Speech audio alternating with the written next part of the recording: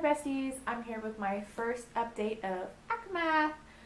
So same format as Akatar. I'm going to update you guys every 50 pages or so. Just kind of depends on how this book goes. So I am on chapter 6, which is page 57, and let's talk, shall we? So, Farah is having nightmares because, I mean, hello, she went through something very traumatic. I'm sure pretty much anyone would have nightmares about that. And she's kind of, saying, like, she's being a little dramatic. I'm just kidding. Or maybe she is being dramatic. I don't know. She's being a little dramatic. And she's like, I'll never be happy again, and it'll take more than an eternity to make me happy again. I mean, to be fair, yes, what you went through was very traumatic, but we all know that's lies. We all know it's lies. And then she's also kind of struggling with this whole wedding with Tamlin. I'm going to put this down because my back. I just don't want to let it. She's struggling with the wedding and everything that comes along with the wedding, and she doesn't want to be called, like, she doesn't want to have a title, which Tamlin was like, well, you really don't have a title because, you know, there is no high lady. We're not matching. We're not equal. I'm like, ew, stop that. Yes, we are. Actually, women are superior. Thank you. She's wanting to go out and join Tamlin on these hunts and these visits to these villages. He's like, no, you have to stay here. You have to, like, stay safe and blah, blah, blah, blah, blah. And she's like, but I can take care of myself, and also who's making you safe? He's like, you know, he didn't really say anything because, you know, insert smut scene, which the smut from Akatar to this is like a jump. It's good. Okay, but it's like a jump. You know what I'm saying? Oh, fast forward to the wedding. And Farah's walking down the aisle, and she is, like, basically having a panic attack. And she's like, someone help me, like, in her head. She's like, someone help me, like, I beg of you, like, I don't want to do this, save me, like, I don't want to be married, she doesn't want to do this. And then cue Rishan, he shows up, and he's like, hello, Farah, darling. I'm like, oh, there he is, there we are. So she's whisked, thank you, Wyatt. Oh, meow. Say hello.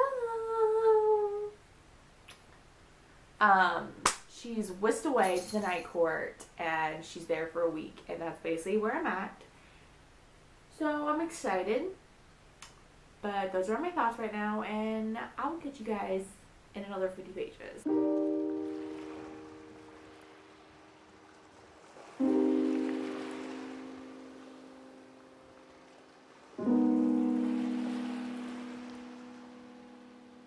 I'm here with my next 50 page update. So I am now on chapter 10, page 100. So let me catch you up to speed. Okay, so what has happened is Farah spent a week at the night court with Rishan, and while she was there, she's learned that there's a war coming, and Rish also thinks that there are allies within the Prithian world that were, like, dedicated to Emerithia and, like, the king and all that, and, like, are on his side. He wants Farah to find out who, if anyone in, you know, allies in the spring court. And he's also teaching Farah to read and to, like, put her mental shield up so no one can get in her mind. And also, he's kind of, like, being, I don't want to say her hype man, but he's kind of like, I know you can fight in this war. Like, I know you have powers. You can do it. You're able to do it. And Farah hasn't seen that from Tamlin yet because Tamlin is so scared to lose her. And he is basically suffocating her with, like, guards and escorts. And she's not allowed to basically go anywhere. And she's just... basically, she's not having a grand time with Tamlin. And you can see the difference in her when she was with Rishan versus Tam. It's kind of like, to me, it reads as she is, like, on the verge of a panic attack every time she's with Tamlin. And when she's with Rish, she seems a little bit less panicked. And we had a scene where after she got back from her week. Sorry, I'm adjusting. After she got back from her week with Rish, Tam was like, I need to know everything. What happened? Like, what does his manner look like? Like, what does it look like? And da da da da da. Or he was like, he needed to know basically everything about the night court and what it looked like and what he was planning and why no one's allowed to go in there and whoever goes in there doesn't come out or their mind scrambled. And she like told him everything, you know, and then fast forward a couple days later, it was after they had this thing called the tith. Don't know, but basically it's equivalent to what you see in, like, I don't know if you guys have watched the Game of Thrones, where like people come up and present like gifts, but at the end they have to pay gold or what they owe, and if they're not, there's like consequences. And so there was a moment where like a water creature came up and was like, we don't have fish in the pond, how can we give you fish, and blah blah blah. So he's like, you have it in like 3 days, blah blah. And so Feyre was like, fuck this, like, we don't even need the fish, why are we having her give us things we don't need? So she ran out, she gave the water creature jewels and said, like, buy your food, buy whatever you need, here it is. And Tamlin was pissed. And he was like, this is the way my father did it, so it's gonna be done now, and there's never gonna be changes, and blah, blah, blah, blah, blah, because I don't like to change. And then, it then led to Feyre being like, let me fight, let me, like, help you, you know, and he was like, no, you're not gonna fight, you will never be ready, no matter how hard you train, you won't be ready for it, it'll take years, and blah, blah, blah. And it's kind of like, wow, this guy that doesn't know Feyre as long as Tamlin has, believes in Feyre over you, Tamlin? Like, what? What's about that? So that's basically where I'm at. I'm gonna keep reading. Actually, that's a lie. I don't know if I'm gonna read any more tonight, because I am tired. And it's, you guys, it's so early. I don't even think it's 7:30. Sorry, it's 7:40. I'm probably gonna go to bed at 8, like get in my bed at 8 and pick up my other book. This is what happens when you get up at 6 a.m. and go to a workout and then go to work and then come home and clean your entire house. You're tired. So that's gonna plan, and I will talk to you guys. I want to talk to you guys.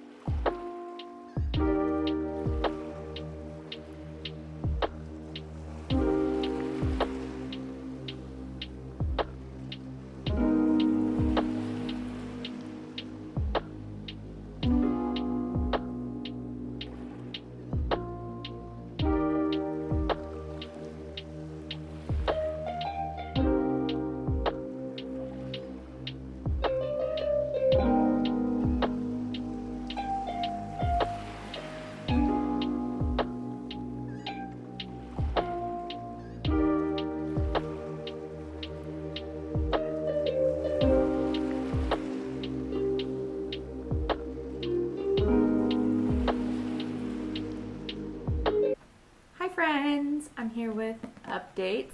So I am now 150 pages into it, and let's talk because I have thoughts. So since we last spoke, Feyre has gone back to the night court for a second time, and she's finding herself kind of questioning being with Tam, and like, is that really like the right place for me? Like, I don't know, because when she goes back to Tam for the second time after being with Rish, he like tightens the leash on her even tighter. he has the guards back. He won't let her out of like anyone's sight. Like she's not allowed to do anything. And when he has like these important talks, she's not allowed to know anything. She's not allowed to see anything. And she, with that, kind of angers her. And then with anger, her like powers come. Like when she feels grand emotion, her powers come. So we have discovered that she can slip in people's minds. She has claws, like her claws came out. And she also like cocooned herself in this darkness when Tam basically put up an invisible shield so she couldn't get out of the house. He like trapped her there when she said, I'm going with you no matter what, like you can't stop me. And he put up a shield and literally trapped her, and she like freaked out, basically the equivalent to a panic attack. And in that panic attack, Rish felt the bond, felt that fear, and he and Moore went and basically rescued her and took her back to the night court. And he was like, you can stay as long as you're like, you don't like, if you want to go back, say the word, I'll take you back, but you can rest here however long, you're welcome to it. And he's like, or if you don't want to go back at all, that's fine too. And he's like, you know, what's mine is yours, like enjoy, I'll be back at the later, like I'll be back at the end of the week. And she's like, take me with you. And he was like, you know, I don't know. And she's like, please, like, take me with you. And he basically says, if you go with me, you can't say what you saw to anyone. You can't tell anyone, you like nothing. You cannot voice what you see when I take you. And she's like, fine, deal. Velaris, the city of Starlight. And she gets there and she's kind of like, this feels like home. He brings her to his house, his family's house. And she's like, this is a home. There's no guards. There's no servants. Like, it's just family. And she's like, I don't even know if I want to go back at all. I don't think the spring court is my home after all. So we're like, yes, bestie. Guess what? It's not. I don't think it is. So that's basically what has happened. And she is about to go to his second house in the Court of Starlight. Dinner with his inner circle, with is Cassian, Azriel, and Armin, and more. So that's where I'm at. Taking my time reading this book. But I know because I have the next, after tomorrow, I'll have Thursday through Saturday off. I'll probably blow through this book so easily because I do find myself only wanting to read this and that's it. And like, I don't want to do anything else until I finish this book. So I do have those moments, but like, I want to enjoy myself with this book because this is one of my favorite books. So I really want to enjoy my time with it. So I'm very happy with my progress, but also I'm just like, okay, hurry up. Can we get to the more nitty gritty stuff? You know what I'm saying? So yeah. But that's it for updates.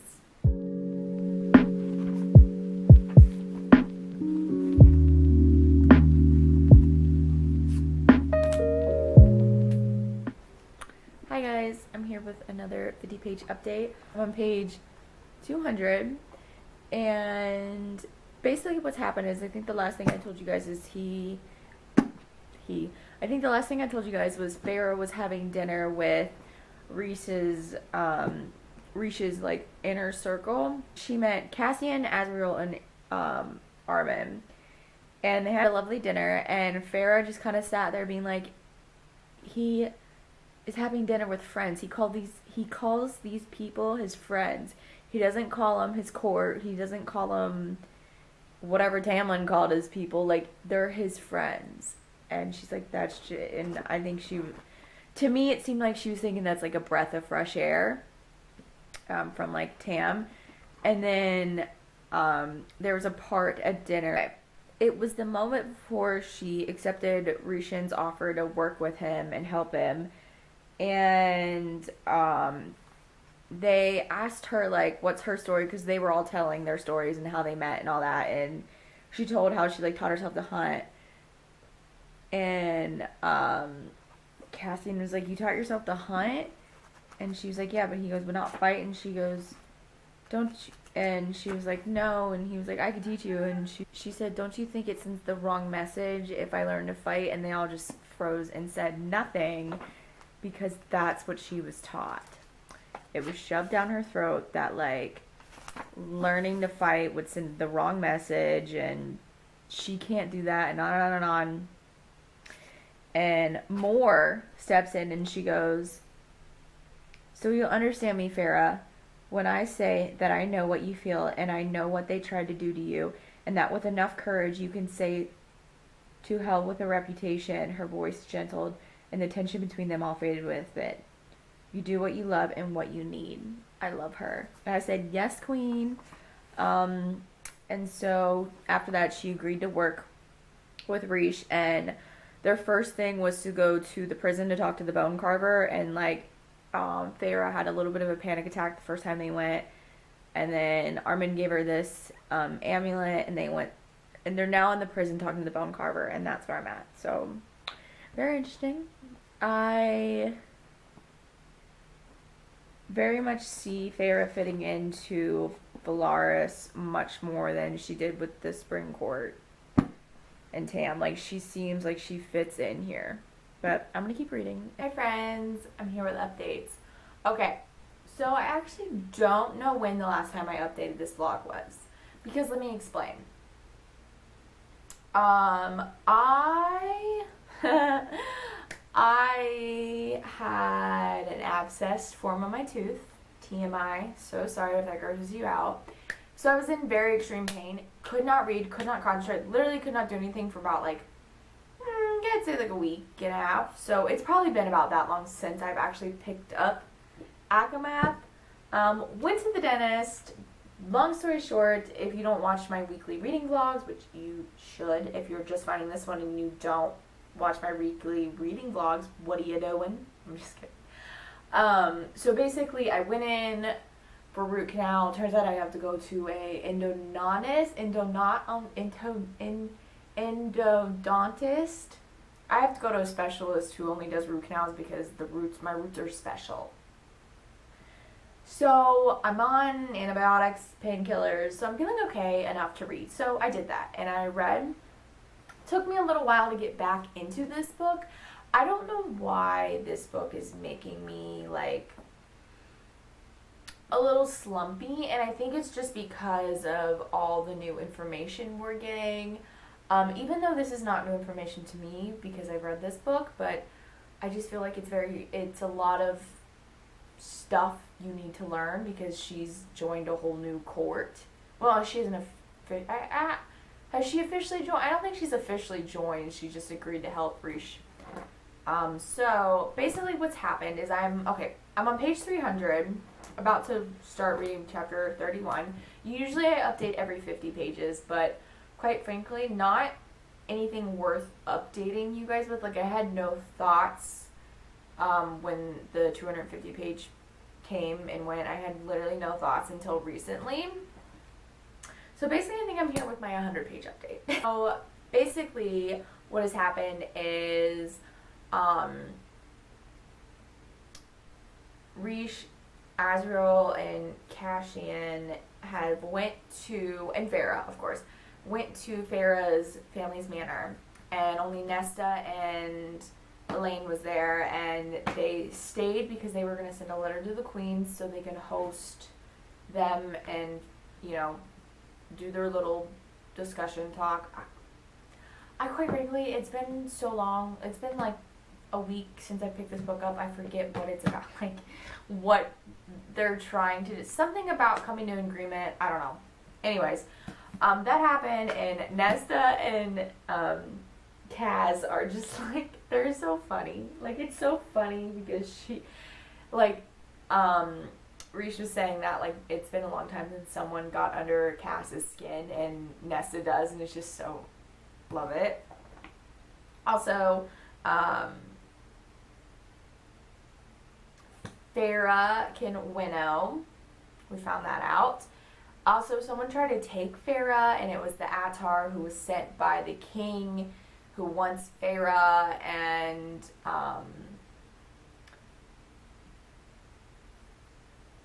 you know, basically Rish Basically, Reese used her as like bait to see if anyone would try to take her, and she was like pissed off about it, but she got over it. Feyre gets like so mad about stuff. Like, I get it. I guess if I was in her position, I would too, but I don't know. She gets just so angry about stuff, and like she holds on to stuff for so long. I'm like, can we please get over it? Like, the Under the Mountain thing, I get it. It was traumatic, and maybe this is me just being insensitive, but I'm tired of hearing about it. I literally, like, can we move on? Can we move on? And the big thing that happened is she sent a letter to Tamlin saying it's over, like, she left willingly, like, she's taken care of, she's safe, so it's officially over. And she's training with Cass, and he asked her, like, how she's doing, if she's fine, and she's like, I'm fine. And, like, within saying she's fine, her inner monologue is coming to kind of a realization that, you know, she fought harder for him. Like, he fought for her, but she fought harder. And she did all this for love and for a life with Tamlin, and she killed people, and, like, it's affecting her so much. And literally all he did was just sit there, and what happened when her neck snapped, he literally, like, crawled to her, like, begging, and, you know, he really didn't do as much. And when you're reading the first one, you don't really think those thoughts, or at least I didn't, until, like, you read this book and you realize he literally didn't do, like, he didn't fight for her, and then when he got her back, all he did was cage her up and not let her leave. And she's coming to that realization too. And I think what it is with Feyre is how annoying it is, like, how she keeps on, like, reiterating that she killed innocent people. Like, I get it, and I've never killed anyone, so, like, I don't understand the guilt that she's carrying on. But I think the reason why it's affecting her so much is because not only did she kill those people, but she basically, I mean, she did it for Tamlin and the love and all that, essentially, and she did it, of course, to save Prithian and all those people. But I think she's also realizing that, again, she fought for him, she did things for him that he wouldn't done and didn't do, and he could have done something instead of just being on the throne besides Amarantha and just sitting there and watching it happen. And I think that's really why it's so, like, traumatizing to her, and just keeps coming back to her, because she just keeps thinking, like, I literally did it for him, and he repaid me by locking me up and not letting me do anything, and, like, caging me, and then, you know, so, yeah. So I understand, but at the same time, like, can we move on? Can we move on about the killing the people in Under the Mountain, because I just want to get it going. Also, and the banter between Reese and her are, like, just great. Like, there was a part where she was in bed reading and, like, a piece of paper fell out, and he was like, my wounds hurt, can you come lick me, or something. I forget what she said. Well, he was like, you should come tend to my wounds. And she was like, go lick your own wounds. And he's like, I'd much rather have you licking my wounds. And I was like, ooh. Yes. And then he gets to talking about how, like, he's good at licking, let him show her. And I was like, oof, Reese. Yeah, so that's basically, like, where I'm at in the book, my feelings. I'm still really enjoying it. Chunky boy. Hey, chunky boy. Get down. Hi, friends. So guess who hasn't updated this vlog in, like, 3 weeks?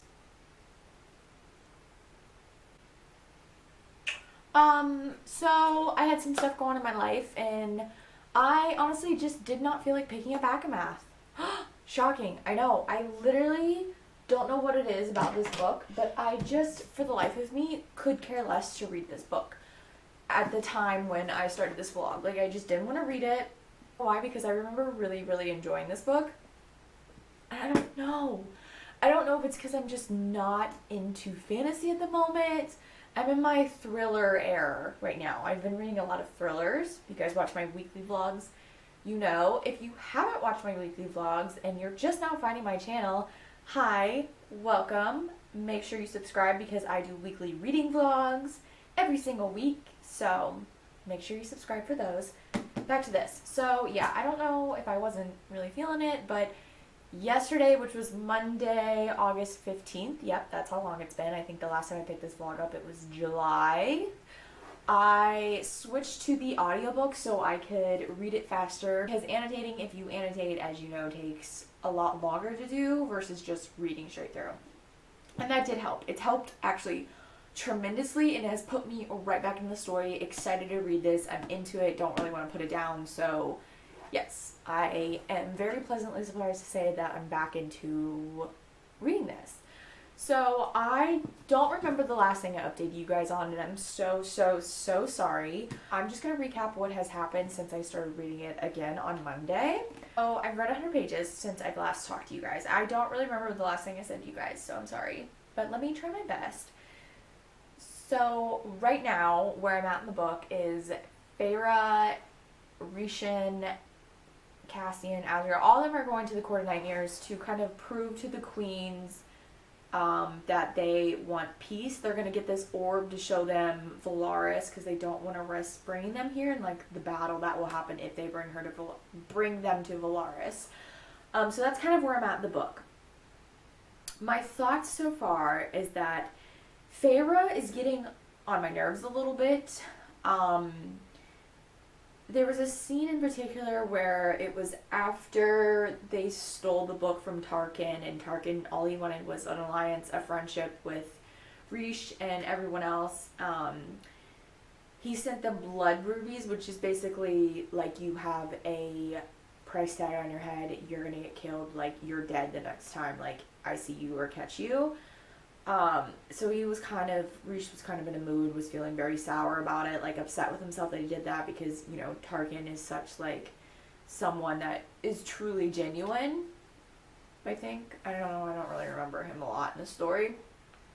And so he's upset with himself and he was kind of like having a brood, and Feyre was like trying to get him to laugh and all that. Like, kind-hearted, I get it, but he was like, is anyone else allowed to have their days or are you just the only one? And she was like, well, she said something about like, well, I was going to ask you to go to like the lingerie store with me. She didn't say that. I think she said the lace store, or to go into town to buy the lacy things I was talking about, but I guess not. I get what she's trying to do, but at the same time, I'm like, please just let him have his moment. When someone is down about something, like, I think our first instinct is either to be there for them and comfort them, or is it to make them laugh? And a lot of people just want you to just sit there and shut up. That's when I'm in a mood. I just want you to be there and shut up. Actually, that's a lie. I want to be by myself if I'm in a mood. It's better to be by myself because even someone breathing could literally cause me to like pop up. Yeah, do I have a... Yeah, we're not going to get into that. So let's just say I don't get into moods often, and let's just say it's a good reason why I live alone, because when I do get in those moods, leave me alone. So I think Rish really just wanted someone to just sit there and shut up, so he's not alone in his brooding manner. So that kind of got to me. And then how she keeps going on about how like she wants to paint this and paint that, but she like doesn't have it in her to paint, like she lost that and blah blah. Shut up. Like literally just paint. Shut up. But on the upside, the slow burn that's going on between her and Rish is like, can we like get some, you guys, I just want them to kiss. I just want them to touch. I want something. It's killing me. Like literally, I love this. The build up is great, and I know when it happens it's gonna be like fantastic. But like I'm just like, wow. I got a little taste where he like put a vision in her head of like if they went to the store to pick out those lacy things together, this is what would happen. And I was like, yep, please, but nothing happened. So that's where I'm at in the book. I'm really hoping to finish this book this week. Watch me say that and it not happen, but I think I have like 3 hours left of the audiobook. I'm not very close to finishing it, but I'm like 224 pages away from ending this book. So I could finish it if I really, really like dedicated, like tonight and tomorrow. But I'm also reading other books for my weekly reading vlogs that I normally do. That go subscribe. That I keep mentioning. Go subscribe. So I don't know. We'll see. But I'm gonna go and read, and I'll catch back with you guys in a little bit.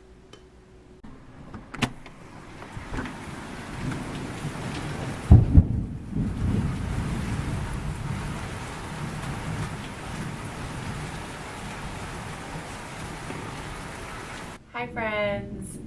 So when I started this vlog, I think it was like towards the end of July. It is now September. What had happened, okay, is I lost interest in reading Akamath, which is crazy because I really love this book. And I just went through like not wanting to pick it up and then getting busy with life and other reads that needed to be read. And then when I did plan to read it, because I had a week off work, actually technically I had 10 days off work, I ended up getting COVID. So therefore it didn't happen. I didn't feel like reading it, because I had other books to read. And then, getting back into the groove of work and a routine, it has been really hard for me. So reading has been put on the back burner. I haven't picked anything up. But I decided to pick this up today because it is currently Sunday and tomorrow's Labor Day, and I actually have tomorrow off from work. So I thought perfect time to kind of pick this book up and finish it before I need to start like a whole new weekly TBR. I'm actually listening to this on audiobook. It has helped tremendously. I think I have maybe over an hour left of the audiobook. I can't really remember. I don't have my phone on me, but I have been reading. I'm currently on part 3. Well, I haven't read part 3 yet, but yes, we're gonna go into part 3. So I'm on page 500 and I have some thoughts. So first off, what has happened? I can't even remember the last thing I updated you guys with, so I very much apologize.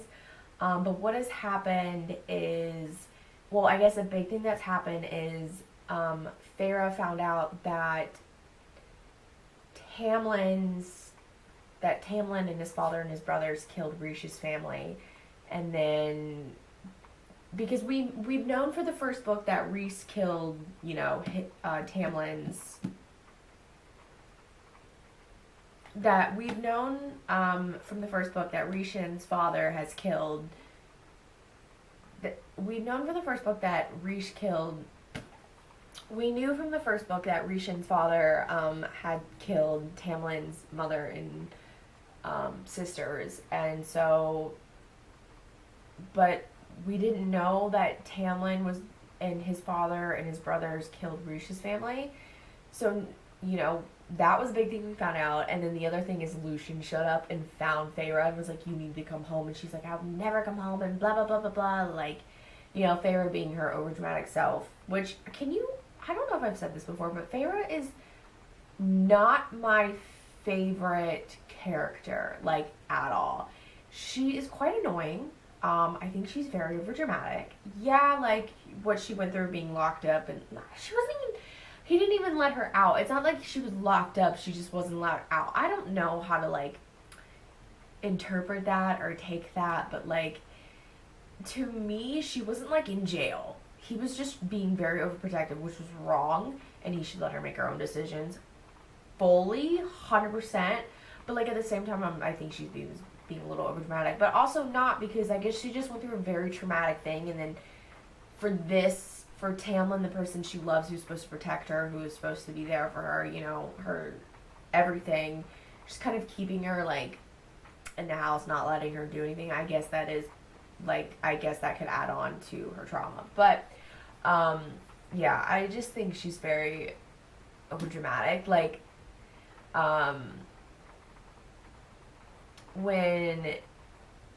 So, after, Lucian found her, and she's like, I'm not coming back, you didn't do anything, blah, blah, blah.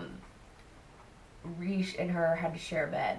So a steamy scene happened, and I was like, oh, God, here we go. Let's go, let's bring it. And that, the second half of the book has really, picked up and got me through it. I think it's just the first half of this book, I'm like, I don't care. But anyway, so we had the sexy scene, which finally, it's been forever. And then after that, they were flying home, and Rish got shot with ash arrows, and, Farah had to go find him and save him and all that, which she did. And actually, can we just say, yes, I think Fair's over dramatic and annoying and all that, but like her powers, I would love to have powers. She's that, the shit she can do, I'm like, okay, damn. And then, you know, she to save Rish because he wasn't healing after, like, she took Rish to this cave to, like, get the arrows out and have him heal, but he wasn't healed, so she went and found the Shireel. And she found out that Rish was her mate, which, duh, we all knew that. And she's, like, so upset about it because he knew and he didn't tell her, and she's just being, I think this is where I get really annoyed at her, because I think she's being so over dramatic with this. Like, yeah, okay, be upset that, like, he didn't tell her, but she is going as far as, I think, even though she doesn't say it, I think she's subconsciously comparing Rish not telling her about the mate thing to, like, what Tamlin did. And I'm like, they're completely different, separate things. Like, what are you doing, girl? Like, I get it, be upset, but also do not, like, let's just, like, take a breath. Yeah, maybe spend a couple days alone, but, like, come on. It's not, like, but also, at the same time, I'm like, you didn't know. Like, you had no idea, Feyre. Like, you really didn't know? I mean, we all knew, girl. Where have you been? Like, where have you been, girl? We all knew. So, I don't know. Please, if you guys have read this book, please let me know what you feel about Feyre and her, like, being dramatic and all that. Or maybe if I'm just, like, in a mood and not really, Feyre's just, like, not vibing with me. I don't know what it is, but Feyre annoys me about her being over dramatic and all that, and how she's like, I just need to be alone. And I don't know, I just feel like it's not like he kept it from her on purpose. He was just didn't know when to tell her, which is a very different thing, because he wasn't keeping it from her. He just didn't know when to tell her, because as he explained it, Feyre was going to marry Tam. She was in love with Tamlin, like, blah, blah, blah. And then, like, she needed time to heal and, like, get over it and come to terms with herself and find herself and all that. And he just didn't, like, he was going to tell her. He just didn't know when the right time was. And even before he even got shot, that's what he was thinking about, telling her about the mate thing. And I'm just like, again, did y'all hear that? It is pouring. It's currently thunderstorming, which is perfect reading, Mother. Thank God, because it's been really hot here in Ohio, and I like I've said a million times, I love summer, but, like, bring on the cozy weather. Bring it. You know what I really love? This is so not on subject, and I'm so sorry. This should be for a weekly vlog, but we're just gonna talk about it. I love when it gets dark early. I know, I'm so weird. Because I don't know, there's something about it being, like, 5 o'clock and it getting dark, and then 6. Because I go to bed so early because of work that, like, in the summer, I'll go to bed at 9 o'clock and it's still light out, and that's not fun. So, like, these, like, the cozy months, as we say, it gets dark earlier, and I'm like, yes. But, anyways. Yeah, so those are my thoughts. I'm hoping to be finished with this tonight, and if I have any more thoughts before I finish it, I will, you know, update you guys. But I'm going to go read now, because I want to finish this book, and I want to find out what happens, because I forget. Okay. Goodbye. Okay, besties, I finally finished Aquamath. I cannot believe that it took me, how many months? Almost, like, a month and a half to finish this book, which is crazy to me, because the very first time I read Aquamath, I sat and I read it literally in one sitting. Now I stayed up all night finishing this book, but I did finish it in one sitting. And I just remember being so immersed in this world and this story that I was just like, oh my god, I need to find out what happened. Especially once you get to, like, part 2, like, the halfway through part 2, and then all, you know, when you get to part 3, it, like, really picks up.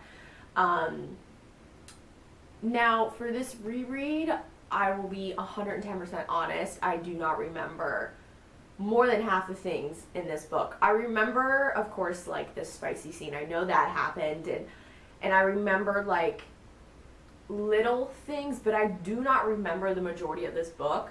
So I thought, okay, so going into this reread, I should feel that same feeling I felt the first time I read this book, and I absolutely did not. I don't know it's because I waited so long to pick this book up again, or if I just wasn't in the mood to read this. I have no idea what happened, but like the first half of this book I did not enjoy. I thought it was very boring for me. It did not really get me excited until probably like the second half of part 2. And with that being said, first time around I rated this 5-star. I think this time, being older, my reading taste has evolved, and I know what I like and I know what I dislike in books. I gave this book a 4-star, which is still a very good rating, but it's not a 5-star book. Kind of makes me sad because going into this, I was for sure like, this is going to be 5-star because duh, this book is so good. And it just didn't hit. And I don't know. If any of you guys have reread Akamath or are new to this series and you guys read Akamath, let me know your ratings, and if it wasn't a 5-star, let me know why, because like I want to know if I don't know. I'm just curious to see what other people's ratings are of Akamath, because I know when it first came out, oh, so many people love this book. So many people still love this book. And I still do love this book. So far, I like this one so much more than ACOTAR. Well, I don't know, because ACOTAR is so fun. Like, you're first introduced into the world, you know, you get to know these characters. And I think one of the main reasons why this book went down a star is because of Feyre. Feyre, to me, is a very annoying character, and I'm so sorry. Yeah, she went through a lot under the mountain, and Tamlin locking her up. Well, he didn't really lock her up, he just wouldn't let her do stuff.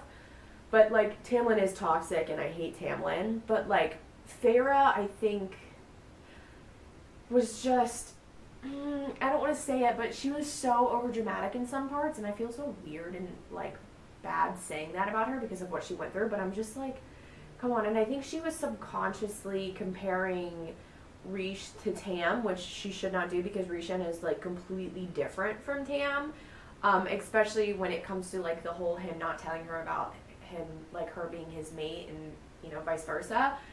She like locked herself away and was like so mad at him for not telling her, but it wasn't that he was keeping it from her like Tam would have. He just didn't know when the right time to tell her because of what she went through, and she's still healing, and like she was in love with this guy, and he didn't want to be like, hey, by the way, I'm your mate. So I don't know. Oh, I guess one of the big things that I forgot about was her sisters being turned into Fae, and Elaine being Lucian's mate. I completely forgot about that. I was like, gasping, edge of my seat. I was like, oh my god. And then literally Feyre and Riche making the bond like sealed, and how they went and like did whatever they did, I forget. And she had like the tattoo on the other arm, and the mating bond being broken. Not the mating one.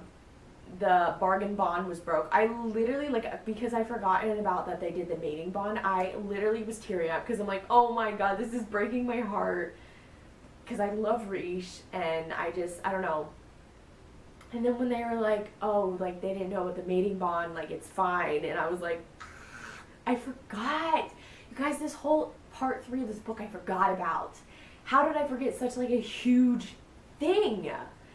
And then also her like going home with Tam, completely forgot, and how she like faked that Riche had like a spell on her, that she like, you know, was under something to make her think he was her mate, and Tamlin bought the whole thing. First of all, how stupid could you be? Because they even said multiple times through this book, when you're mated with someone, you can smell, like, their smells together, and you can know they're mated, like, you know that smell. But I guess at the same time, like, if they thought he put, like, a mating bond on her, to, like, make her think the bond, I guess you would kind of believe that, but still. Yeah, I don't know. I wish this book was more like its second half. And the first half, I mean, I get the first half because you have to learn, like, Valaris and, like, Riche's life and, like, his friends and his family and like their whole inner workings, and I understand that, but at the same time I'm like, can we just get to the good part? So I don't know. Those are my thoughts with Akamath. All in all, I really enjoyed the second half of this book. The second half is definitely worth reading this book for sure, and I'm so excited to move on to Wings and Ruin because I honestly forget that book. I'm very excited to see how it like turns out, and I feel like I'm reading this series. Like reading after finishing this book, it makes me excited to move on the series, which is really good because I haven't been excited about a book in a very, very long time. I've just been kind of like in a reading slump. But anyways, yeah, very excited to move on to the series, and I just want to apologize that this video has taken me so long to film and like get out there to you guys, because I initially said when I did my ACOTAR vlog that I was going to put out a vlog for a book in this series every single month, and you know, obviously I didn't.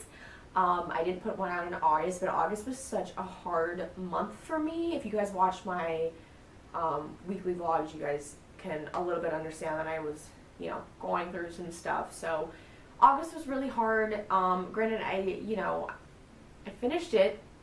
August was a hard month, so I knew there was going to be no way I was going to fit in a vlog on top of all my other weekly vlogs, but I'm happy to be able to be finished and get this video out for you guys. So again, so sorry, but I hope you guys enjoyed. If you guys have read Akamath, first time, reread, whatever, please let me know your thoughts on Akamath, because I would love to know. If you guys enjoyed this video, make sure to give it a big thumbs up, and also subscribe to my channel. I would really love it if you subscribed. Also follow me on all my social medias if you guys want to. They're always linked down below. I'm on TikTok and Instagram mainly. And yeah, if you guys have yet to watch my ACOTAR vlog, make sure to watch it. It's also on my channel. And I will catch you guys in my next video.